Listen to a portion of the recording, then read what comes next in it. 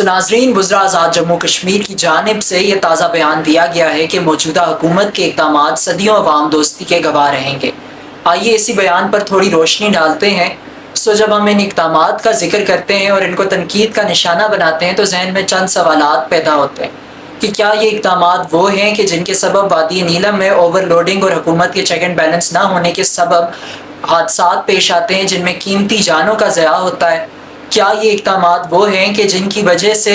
صحت کی ناکافی سہولیات ہونے کی وجہ سے وادی نیلم سے کوئی بھی معمولی برتھ کیس ہو اس کو مظفر آباد ریفر کر دیا جاتا ہے اور راستے میں ہی خاتون کی جو ہے ڈیتھ ہو جاتی ہے اور وہ اس دنیا سے کنارہ کر جاتی ہیں؟ حالانکہ حکومت کا فرض یہ بنتا ہے کہ جتنے بھی عوام ہیں جو کہ ریاست میں جی رہی ہے اس تمام کے لیے ان کو بنیادی ضروریات زندگی، بنیادی سہولیات صحت ان کی دہلیز پر پہنچائے، لیکن اقدامات ایسے ہیں کہ وہاں نیلم میں DHQ اور ہاسپٹل موجود ہونے کے باوجود جو ہے وہ لیڈیز یا پھر جو بھی فیملیز ہیں ان کو ریفر کیا جاتا ہے 3 گھنٹے سے زائد کی مسافت پر مظفر آباد، اور پھر یہاں پر پہنچنے سے پہلے ہی ان خواتین کی ڈیتھ ہو جاتی ہے۔ تو کیا اقدامات ایسے ہونے چاہیے کہ جن کے سبب جو ہے وہ ذرا فخر کریں، بلکہ اقدامات تو ایسے ہیں کہ جن کے سبب عوام نفرت کر سکتی ہے اور صدیوں نفرت کر سکتی ہے؟ اس کے علاوہ بھی ہم بات کرتے ہیں تو ہمارے ذہن میں بہت سی چیزیں ابھرتی ہیں۔ اگر ہم تذکرہ کرتے ہیں، اگر یہ بیان دیا گیا ہے اور اس کے پیچھے جو ہے آپ سمجھے بیک گراؤنڈ میں اگر یہ سوچ کر کہا گیا ہے کہ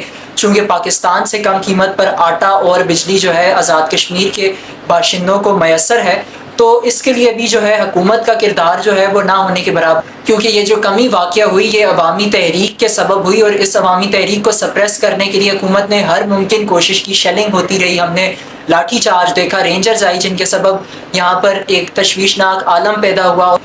تو یہ جب ہم تذکرہ کرتے ہیں ان سب چیزوں کا تو پھر حکومتی اقدامات جو ہیں وہ اس قابل تو نہیں رہتے کہ عوام ان کو صدیوں خوش نامی میں یاد رکھیں، بلکہ ایسے اقدامات ہیں کہ جن کو عوام جو ہے ان لوگوں کو بدنام کرنے اور ان لوگوں کے لیے نفرت کے جذبات رکھنے کے لیے استعمال کر سکتی ہے۔ مزید اگر اقدامات کی بات کرتے ہیں تو کیا یہ اقدامات وہ ہیں جو کہ ریاست میں سوشل پروٹیکشن اور ویمن امپاورمنٹ نہ ہونے کے برابر ہے، جس کے سبب ہم